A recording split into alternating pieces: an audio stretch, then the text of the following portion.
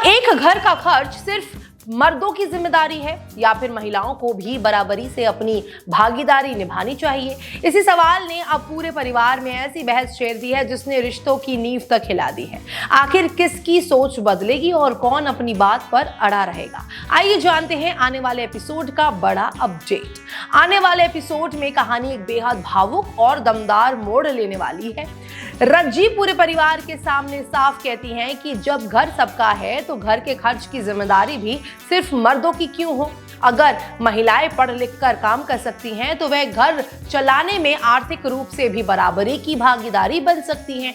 रज्जी की ये बात सुनकर कुछ लोग उनका समर्थन करते हैं, लेकिन तभी विद्या के सामने परिवार का दूसरा पक्ष आ जाता है। घर के बड़े साफ शब्दों में कहते हैं कि इस घर की किसी भी महिला को खर्च उठाने की जरूरत नहीं है, घर की जिम्मेदारी सिर्फ इस घर के मर्द निभाएंगे। लेकिन यही से कहानी एक नया मोड़ ले लेती है। परिवार के अंदर बात सिर्फ पैसों तक सीमित नहीं रहती, बल्कि अब ये सेल्फ रिस्पेक्ट की लड़ाई बन जाती है।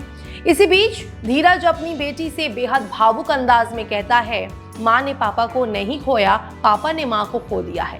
अगर तुम चाहती हो कि तुम्हारे पापा को उनकी पत्नी वापस मिल जाए तो तुम्हें अपनी माँ का साथ देना होगा, क्योंकि यह सिर्फ एक रिश्ता बचाने की लड़ाई नहीं बल्कि विद्या माँ की सेल्फ रिस्पेक्ट की लड़ाई है। धीरज की यह बात सुनकर पूरा माहौल भावुक हो जाता है। अब सवाल ये आता है कि क्या परिवार अपनी पुरानी सोच बदलेगा? क्या विद्या अपनी पहचान और सम्मान की इस लड़ाई को जीत पाएगी या फिर रिश्ते की यह दरार और गहरी हो जाएगी? इन सभी सवालों के जवाब आने वाले एपिसोड में मिलेंगे, लेकिन इतना तय है कि आगे की कहानी इमोशन, टकराव और बड़े फैसलों से भरपूर होने वाली है। आखिर इस पूरे मुद्दे पर आपकी क्या राय है? कमेंट करके जरूर बताइएगा।